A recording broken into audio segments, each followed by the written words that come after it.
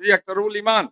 माननीय अध्यक्ष महोदय, मैं प्रस्ताव करता हूं कि ये सभा राज्यसभा से अभिस्ताव करती है कि वह बिहार जाति आधारित गणना के अनुसार बिहार की कुल 13 करोड़ की आबादी में एससी समुदाय की आबादी 2 करोड़ 56 लाख एवं मुस्लिम अल्पसंख्यक की आबादी 2 करोड़ 31 लाख के लिए सरकारी नौकरियों में आबादी के अनुपात में वाजिब हिस्सेदारी देने की व्यवस्था करे।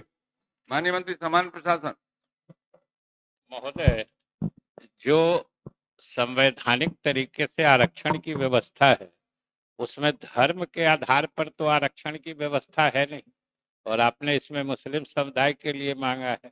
और जो पिछले बार जाति आधारित गणना का जिक्र किया है आपने, तो उसके आधार पर तो हम लोग सभी वर्गों के आरक्षण सीमा बढ़ा दिए, और जो पिछड़ों की आरक्षण की सीमा बढ़ाए हैं उसमें अल्पसंख्यक समुदाय भी शामिल है। इसलिए आप जो कह रहे हैं हम लोग तो पहले से मान रहे हैं, इसको जल्दी से वापस लीजिए।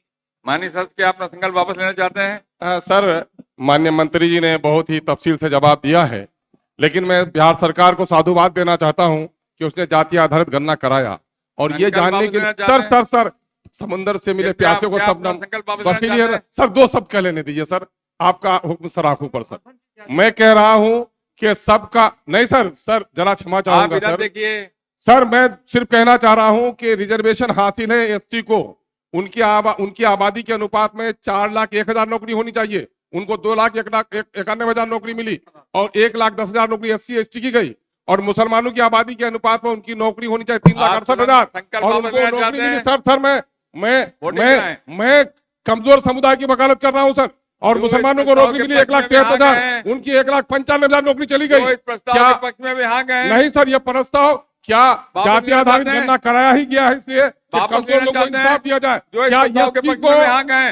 एसटी को और मुसलमानों को नौकरी में हिस्सा देने के लिए ये सहमत नहीं है? अगर ये सहमत नहीं है तो इंसाफ करेगा।